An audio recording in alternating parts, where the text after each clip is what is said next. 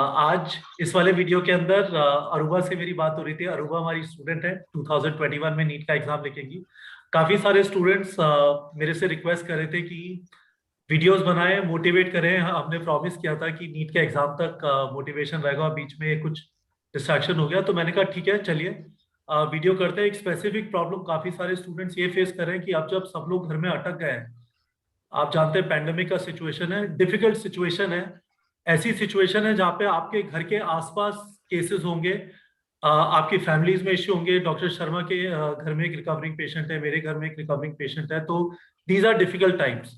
तो इस सिचुएशन के अंदर अपने आप को ऑर्गेनाइज कैसे रखें, इस सिचुएशन में अपने आप को मोटिवेटेड कैसे रखें, इस बारे में अरूबा से मैं बात करना चाहता था। डॉक्टर शर्मा एक प्रैक्टिसिंग डॉक्टर भी थे बिफोर ही started teaching biology to students.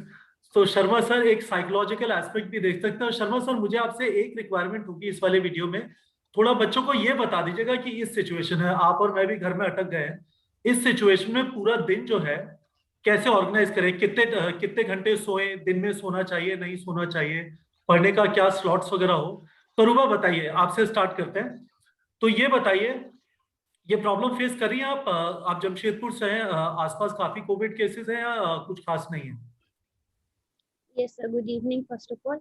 Sir, यहाँ पे भी सिचुएशन वैसे ही है। कल नियर बाय 1500 केसेस एक दिन में आ गए थे। तो सिचुएशंस तो अभी भी सही नहीं है कहीं पर भी।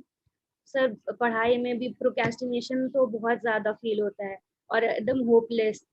दिन भर ऐसा लेजी फील होते रहता है, जैसे कि अगर पढ़ भी रहे हैं तो कुछ इफेक्टिव नहीं फील होता है। और रात में फिर गिल्ट होता है कि कुछ भी पढ़े ही नहीं, ऐसा लगा कि पूरा दिन वेस्ट हो गया है। ऑर्गेनाइज नहीं है सर, सब कुछ एकदम मैस हो गया है उससे रिलेटेड। तो देखो बेटे, पहले तो कीप योरसेल्फ सेफ, है ना। This is priority number 1। Okay, ठीक है। आवाज आ रही है मेरी? Yes sir. इस टाइम पे सबकी, हर एक आदमी की इंडिया में प्रायोरिटी ये है कि पहले अपने आप को सेफ रखे, फिर अपने आसपास वालों को सेफ रखे। तो ये जो पेंडेमिक की पीक है ये बड़ी जल्दी आ जाएगी, उसके बाद ये डिक्लाइन करेगा श्योरली। हम लोग इसको कंट्रोल कर लेंगे। वैक्सीनेट कराइए अपने आप को, पहली प्रायोरिटी तो ये है। This is priority number 1। तो वो कहते हैं जान है जहान है, बिल्कुल सही बात है ना। तो सबसे ज्यादा जरूरी है the well-being of us and our family members, and then all the people who are present in my mohalla, in my city. Then obviously आप मेडिकल कॉलेज में जा रही हैं, आप लोगों को बता सकती हैं कि क्या क्या तरीका हो सकता है इससे बचने का। पहली तो प्रायोरिटी ये है, ठीक। इसके बेस पर कुछ नहीं, ठीक है। अब दूसरी चीज ये समझिए कि क्या आप अकेले हैं जो इस सिचुएशन में फंसे? नो सर, सब स्टूडेंट्स का भी यही सिचुएशन है। बच्चे पेपर दे रहे होंगे बेटे, तो सारे इसी सिचुएशन में। Yes sir. तो मुझे अपने आप को विक्टिमाइज नहीं फील करना चाहिए। तो हम लोग एक है ना, कहते हैं गॉड्स एक्ट कहते हैं, फाइनेंस में सर ज्यादा बताएंगे, फोर्स मेजोर कहते हैं। पता नहीं इस प्रोनाउंस ठीक कर पा रहा हूँ कि नहीं कर पा रहा हूँ। तो वो कहते हैं कि एक्ट ऑफ गॉड है उसमें, है ना। मतलब किसी ने उसको सोचा नहीं, एक कोई चीज आ गई, है ना, और nobody was prepared, और unfortunately we are all caught in this, है ना। लेकिन एक विक्टिमाइज इसलिए नहीं करना अपने आप को, जहां आप अपने आप को बेचारा समझने लगते हैं तो वो फिर विशियस सर्कल बनता है बेटे साइकोलॉजी में।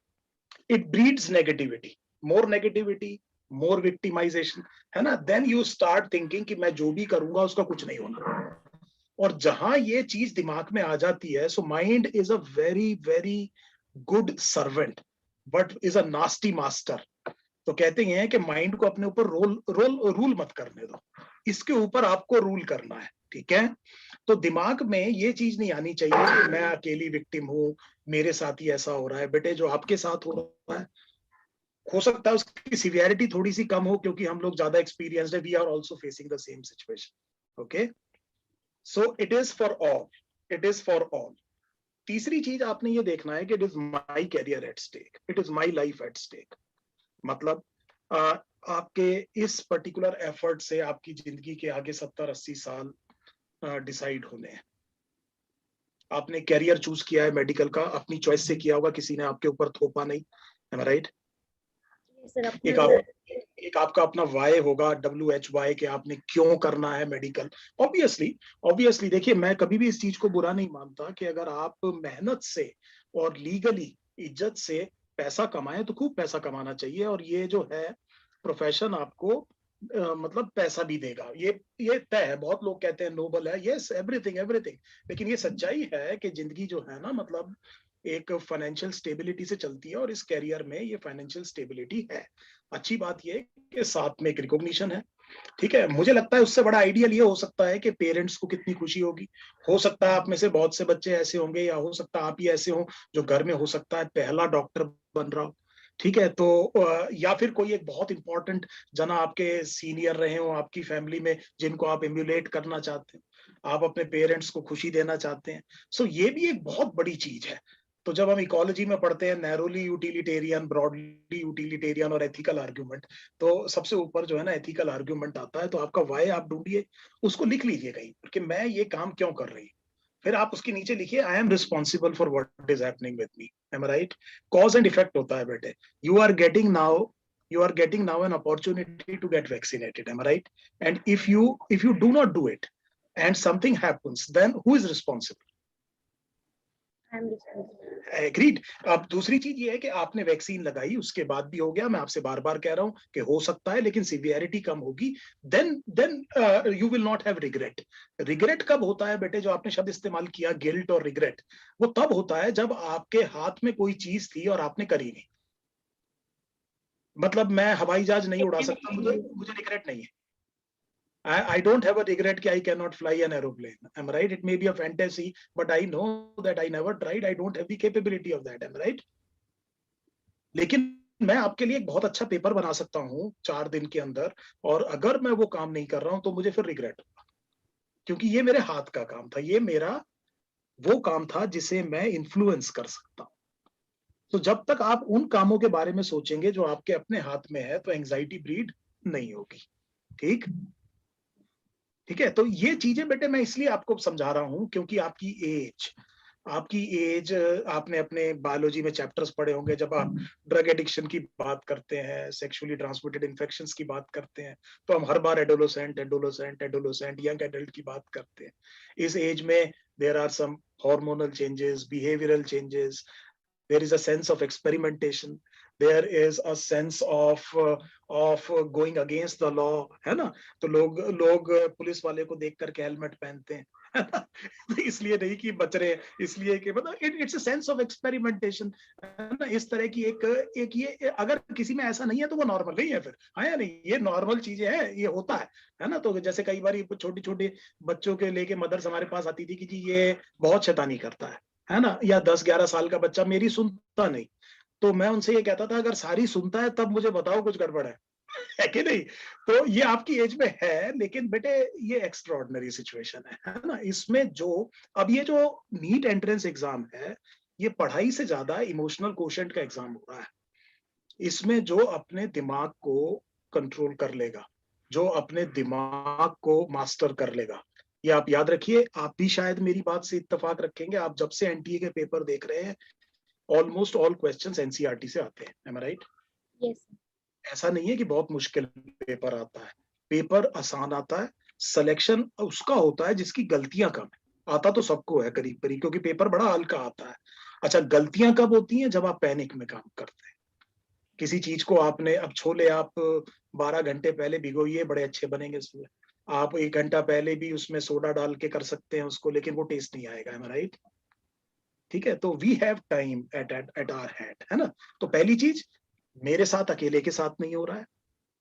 मैं अपनी ब्लेसिंग्स को काउंट कीजिए, अपनी ब्लेसिंग्स को काउंट कीजिए। आप इतने पवित्र इस टाइम महीने में हैं, आप गॉड को इतना मानती हैं, उस गॉड से कहिए थैंक्स दीजिए बेटे। आप तो थैंक्स दे रही होंगी उनको आजकल, है ना? कि आपको दूसरों से कितनी ज्यादा चीजें मिली हुई हैं, राइट? फॉर ब्लेसिंग्स, है ना? Think of your family members, है ना? शाम को जब साथ बैठते हैं कितना अच्छा लगता है ना? So this is how you derive positivity out of it. कोई छोटा भाई बहन है, उसके कुछ मदद करिए, उसके साथ खेलिए, उसकी सारी जिद मानने की कोशिश कीजिए, है ना, तो थोड़ा सा अच्छा लगेगा, है ना। तो ये चीजें हैं, ये अब आपकी जो फैमिली मेंबर के साथ आपको क्वालिटी टाइम मिल रहा है। देखिए मैं टाइम की जगह क्या कह रहा हूँ, क्वालिटी टाइम, ठीक है, क्वालिटी टाइम, ठीक है। इसमें बैठ के कोशिश कीजिए कि कोई भी नेगेटिव बात ना हो, और हर बार ये कहिए कि मैं कर लूंगी, ठीक है। कहानी यहाँ से शुरू होती है, I can and I will, है ना, मैं कर सकती हूँ, कर दूंगी, पीरियड, खत्म बात। ओके, समझ में आया। आपकी रिस्पॉन्सिबिलिटी, आपका कैरियर, आप अकेले नहीं है, विक्टिम नहीं है हम। आ रही है बात समझ में। ये एक्स्ट्रॉर्डनरी सिचुएशन 100 साल में एक बार आई है, इससे हम अभी पार कर लेंगे। इस टाइम साइंस इतनी डेवलप है जो पहले नहीं थी, कि अब हमारे पास वैक्सीन भी है, बचने के तरीके भी हैं, मास्क पहन सकते हैं हम, है ना, बार बार सैनिटाइज कर सकते हैं, और घर के साथ बहुत बढ़िया टाइम मिल रहा है। एक तो ये मैं आपसे कहूंगा, ठीक है सर। दूसरा, मैं कंटिन्यू करूं, एक और चीज जो अभी उठी थी उसके बारे में। Please go ahead sir. दूसरा ये आया था कि स्लीप को लेकर के बात आई थी बार बार, तो मैंने स्लीप पर एक वीडियो किया था, स्लीप हाइजीन करके। तो स्लीप की इंपॉर्टेंस समझिए, स्लीप आपको रिजुविनेट करता है। तो अगर मान लीजिए एक ही साइनेप्स से बार बार न्यूरोट्रांसमीटर रिलीज हो रहा है, तो केमिकल साइनेप्स में फटीग होता है। तो आपने देखा होगा, अगर आप जरूरत से ज्यादा जागते हैं तो आप बैठे रहिए किताब के सामने, रिटेंशन नहीं होगी। नहीं समझे, मैं फिजियोलॉजी की बात कर रहा हूँ, केवल भाषणबाजी की बात नहीं कर रहा। तो आप सो जाते हैं तो वो न्यूरोट्रांसमीटर वो जो दोबारा बन जाता है, it is replenished and then you feel good about yourself, am right. ठीक है, तो मतलब ये हुआ कि स्लीप की इंपॉर्टेंस बहुत ज्यादा है। कम से कम 7 घंटे, 7 से 9 घंटे आपको सोना चाहिए आपकी एज ग्रुप में। This is the time that you must, और जनरली मैं लोगों को ये कहता हूं कि बेस्ट स्लीप नाइट स्लीप होती है, सबसे बढ़िया स्लीप। लेकिन अब तक हो सकता है आपकी कोई सर्कैडियन रिदम एस्टेब्लिश हो गई हो सकता है कोई, मतलब हो सकता है आप दिन में 1 घंटा नैप लेने की आदत हो, कोई बुराई नहीं है उसमें, कोई भी बुराई नहीं है। लेकिन जो आपकी साइकिल पेंडेमिक से पहले थी उसको स्ट्रिक्टली फॉलो कीजिए। पहला तो ऑर्गेनाइजेशन ये है कि वीकडेज हो या वीकेंड हो, तो उसका कोई मतलब ही नहीं। अब तो सभी वीक मतलब छुट्टियों वाले दिन लग रहे हैं। अपने उठने का टाइम फिक्स कर दीजिए, ठीक है, किसी भी दिन, कि मेरे को इतने ही बजे उठना है। यहां से आपकी ऑर्गेनाइजेशन शुरू हो जाएगी। तो मान लीजिए आपने कहा कि मुझे सुबह 8 बजे उठना है, तो आपको पता है कि मुझे 9 घंटे की स्लीप चाहिए या 8 घंटे की, वो आपकी हर एक की बॉडी अपनी अपनी है बेटे। There is no hard and fast rule. हो सकता है आप 9 घंटे में अच्छा काम करते हो, पर जनरली मैं ये कह रहा हूँ कि 95% people of your age should be very very comfortable in 7 to 9 hours. और उसको आप जो है बैक कीजिए कि 8 बजे से, चलो ठीक है, इसका मतलब मैं 12 बजे सोई तो मेरे को 8 घंटे की क्या मिल जाएगी बेटे, स्लीप मिल जाएगी। ठीक है, this is how you actually start organising your day. उसके बाद जैसे ही आप उठते हैं, तो ये विदाउट फेल होना चाहिए बेटे, विदाउट फेल। मतलब ये नहीं, मतलब देखिए मार्जिनल कॉस्ट नहीं है इसमें, चलो एक बार रहने देते हैं, एक बार नहीं, एक बार का खेल नहीं है। मैंने आपको बताया मेंटल टफनेस चल रही है इस टाइम पे। यहाँ पर जो अपने आप को ऑर्गेनाइज कर जाएगा वो जीतेगा। टाइम सबके पास बहुत है, पेपर आसान आएगा। तो इसका मतलब कोई मार्जिनल कॉस्ट नहीं, ये नहीं कि चलो 2 दिन ऐसे कर दें, 3 दिन ऐसे कर दें। ये आप अपना शेड्यूल पहले फिक्स कीजिए। दूसरी चीज, सुबह उठते ही, मैं बार बार 1-2 वीडियो में पहले भी कहा है, सुबह उठते ही मतलब फ्रेश होने के बाद में पहले 2-3 काम वो कीजिए जो आपको बहुत पसंद है।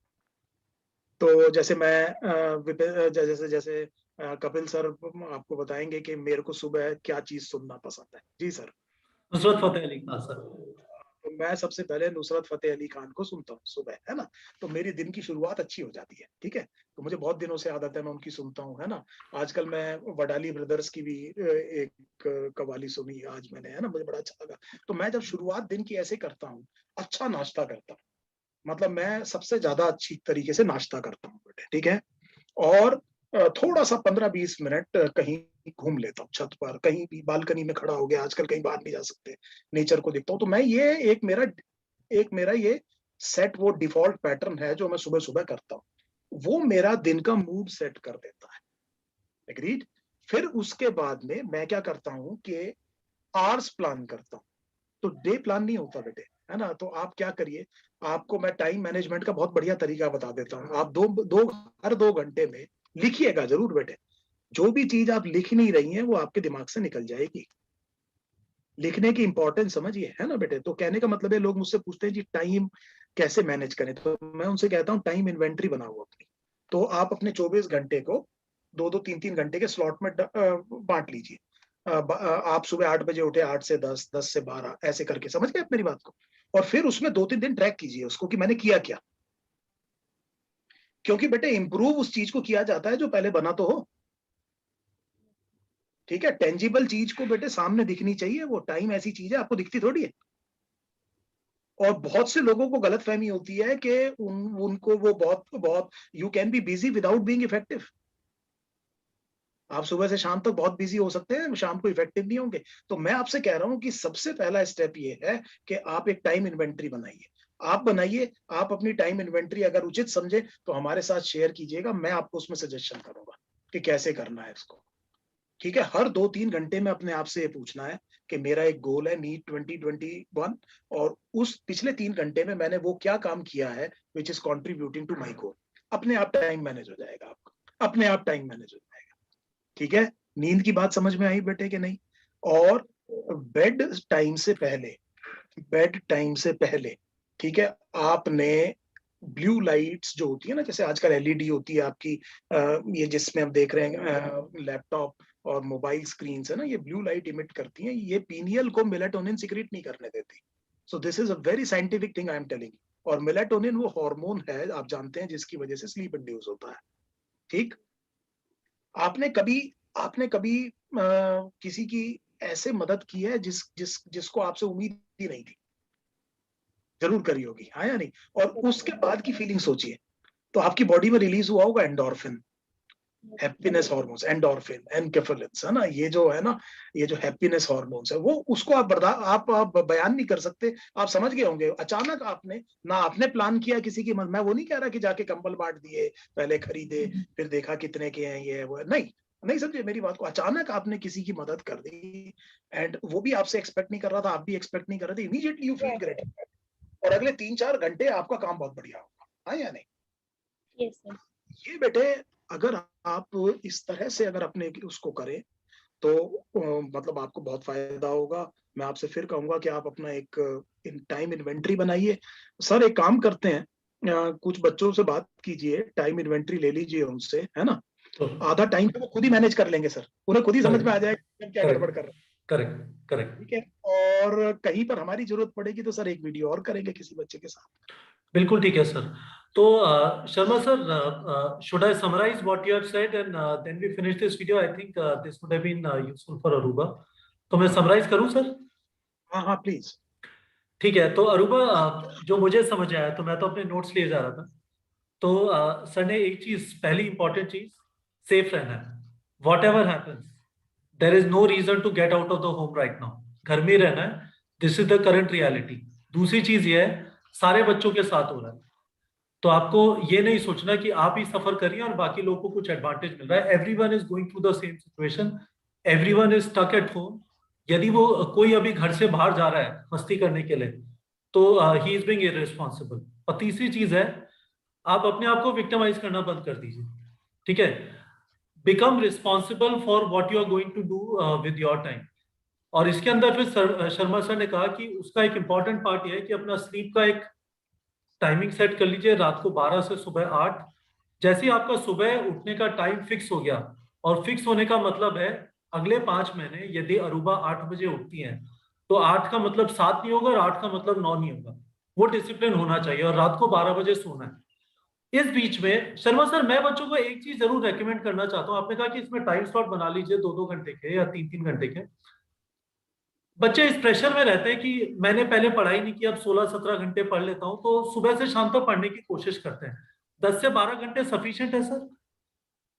सर मैं एक बात बताऊं सर, मैं तो बहुत पॉजिटिव आदमी हूं, है ना। हाँ नहीं किया ना पढ़ाई, नहीं किया, है ना, कोई बात नहीं। हाँ। ठीक है, नहीं किया, अब क्यों नहीं कर रहा? अब करेक्ट क्यों नहीं कर रहा भाई? अभी भी करेक्ट पूरा टाइम है। करेक्ट। या तो टाइम की कमी है तो हमें बताओ ना, अभी भी 2 बार तैयारी हो सकती है नीट की। बिल्कुल सही बात है। सर मैं मतलब पता नहीं ये चीज शेयर करनी चाहिए नहीं करनी चाहिए। मेरे किसी दोस्त ने, जब मैं इंटर्नशिप में था, तो मेरे एक एग्जाम भर दिया। तो 2 महीने का टाइम था बॉस, मैंने निकाल दिया उस एग्जाम को। मैंने कहा चल कोई बात नहीं, बैठते हैं सुबह से शाम तक, या तो ये नहीं या तो मैं नहीं। करेक्ट। मेरे हाथ में मेरा एफर्ट है ना सर, करेक्ट, रिजल्ट थोड़ी है मेरे हाथ में। मैं ये थोड़ी डिसाइड करूंगा पेपर कैसा आएगा, करेक्ट, मैं ये थोड़ी डिसाइड करूंगा कौन सा क्वेश्चन पूछेगा। करेक्ट, मैं ये डिसाइड करूंगा मेरी ये किताब है, इसमें 200-250 पन्ने हैं, ये मैंने 8-10 बार पढ़ ली नहीं, सही बात, इसी में से आना है ना। बिल्कुल सही बात है। मैं अरूबा को कह रहा था 11th नहीं पढ़ी अच्छी तरह, कब है एग्जाम? अरूबा डेट बता दो, आप बता दो डेट कब है? 1 अगस्त अभी तक तो। अच्छा, अच्छा, और 1 अगस्त की जगह 30 सितंबर को हुआ तब क्या होगा? टाइम तो टाइम है, लग रहा है 1 अगस्त को होगा, तो टाइम की कमी नहीं है ना? मुद्दा यह है कि दिमाग में बैठा लेना है कि हमें प्रोडक्टिवली 8 बजे उठे, रात को 12 बजे सोए, इसका मतलब मेरे पास 16 घंटे हैं, और 16 घंटे में मैं क्या क्या कर सकती हूँ, और अपने आप को बिजी रखना। एक्सेलेंट। तो अरूबा बताइए, लग रहा है कुछ कुछ करेंगी या? करेगी सर, करेगी। सर करेंगे जरूर, अपना एफर्ट तो अपने अपने हाथ में है ना। अपना एफर्ट अपने हाथ में है, और टाइम काफी ज्यादा है। हमारा एक्सपेक्टेशन है 1 अगस्त तो डेफिनेटली एग्जाम नहीं होगा। एक्सपेक्टेशन है कि 15 सितंबर से 30 सितंबर को होगा, यदि हो सकता है। पर आपको ये करना है कि आप टारगेट ये रखो कि 1 अगस्त तक सिलेबस खत्म हो जाए। जल्दबाजी मत करो, आराम से सिलेबस को खत्म करो और इंजॉय करो इस पढ़ाई को, है ना? तो hopefully Sharma sir, thank you so much for your time. आपने अपना जो एक्सपीरियंस है उसे निकाल के काफी सारी चीजें बताई। अरूबा, होपफुली आपको फायदा हुआ होगा। बच्चों, आपके पास मेरा नंबर है, कोई स्पेसिफिक प्रॉब्लम हम नेक्स्ट वीडियो में ये डिस्कस करना चाहेंगे कि एक बार ये चीज सोच लिया है तो अब रीप्लान कैसे करें। चीजें बदल गई हैं, डेट्स इधर उधर शिफ्ट हो रही है, आपको पता है आसपास का सिचुएशन देख के गवर्नमेंट रिस्क नहीं लेगी बहुत जल्दी बच्चों को एग्जामिनेशन सेंटर में बुलाने का, चाहे वो बोर्ड एग्जाम के लिए हो, चाहे वो बोर्ड एग्जाम के बाद नीट के लिए हो।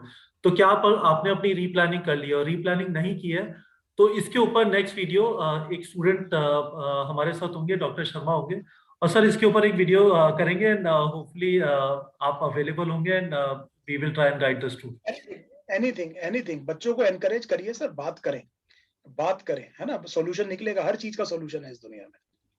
हो सकता है हम कोई मदद कर पाए तो we will be the happiest person, लेकिन आपको मदद कब मिलती है? When you ask for it. Correct, correct. मैं तो ये कहता हूँ, बहुत छोटा बच्चा जब होता है ना, बहुत छोटा बच्चा जो इन्फेंट होता है, जब रोता है तो फीड कराती है सर उसको। मदर भी बच्चे को फीड तब कराती है ना जब रोता है वो। करेक्ट, नहीं तो मदर को पता कैसे चले? How do you help, how do you get help? You ask for it. Correct sir. Thank you so much. Thank you. Thank you, Dr. Sharma. Thank you, Aruba, and we will catch up again.